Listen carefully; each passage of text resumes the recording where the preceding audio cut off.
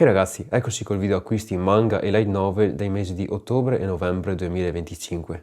L'unica premessa che devo fare in questo video è semplicemente che sono ancora un po' raffreddato e quindi se sentite col vocione il motivo è proprio quello. Ad ogni modo, parlando dei manga editi da Kodansha Comics, abbiamo il quinto volume di I Want to Love You Till Your Dying Day, uno dei miei manga preferiti, e nel caso non lo conosciate si tratta di una storia drammatico-romantica a Yuri con elementi soprannaturali e a tratti anche tragica. Infatti certe parti della storia mi hanno emozionato davvero tanto. Volume 1 di Nezumi First Love. Di questo manga mi sono dovuto leggere circa 3 volumi in digitale prima di decidere se prenderlo o meno. Più che altro i disegni a tratti mi piacciono, a tratti non sono proprio nelle mie corde. I personaggi devo proprio ancora inquadrarli, specialmente il protagonista maschile. Tutto il resto però è molto figo, mi sta piacendo. Volumi 1, 2 e 3 di Tower Dungeon, scritto e disegnato da Tsuomo Niei, autore di uno dei miei manga preferiti, ovvero Knights of Sidonia, che potete vedere qui.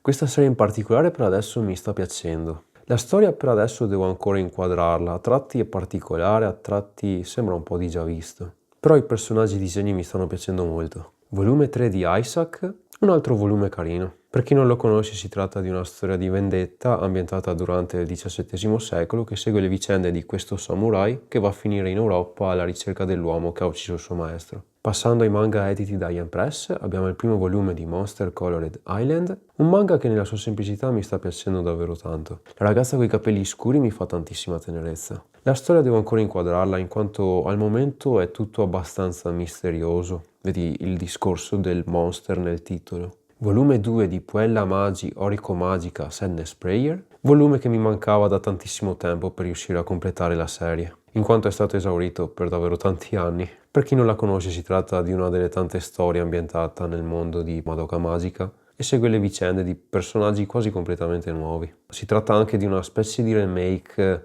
del manga edito in Italia di Oriko Magica, che mi raccomando sono 2 titoli differenti perché questo è Sadness Prayer, quello invece non ha altri sottotitoli. E quello tra l'altro a me neanche è piaciuto. Volume 4 di This Monster Wants to Eat Me, volume che mi è piaciuto molto più del previsto. La storia è sempre abbastanza semplice, però i personaggi mi piacciono davvero tanto. Edito da Seven Seas abbiamo il terzo ed ultimo volume di Throw Away the Sweet Together, uno dei miei manga preferiti, e per chi non lo conosce si tratta di una storia drammatico-romantica Yuri che segue le vicende di queste 2 ragazze, le quali sognano di andare a vivere in un'isola insieme, loro ci riescono. Il problema però è legato al mondo del lavoro. Infatti il manga mostrerà le difficoltà che troveranno in quanto appunto la vita in un posto del genere non è così facile. Edito da Planet Manga abbiamo il volume 32 di Natsume degli Spiriti, volume molto bello che mi ha anche emozionato. Edito da Ishii Publishing abbiamo il terzo volume di Bokurano, un altro volume che mi ha emozionato davvero tanto. Pure la storia continua ancora adesso a piacermi davvero molto. Edito da J-Pop abbiamo il volume 19 di Kakegurui, un volume carino, nulla di entusiasmante. Tra le varie cose mi è arrivato anche il volume cartaceo di Vittinger's Earth Tetralogy, scritto e disegnato da Izanagi,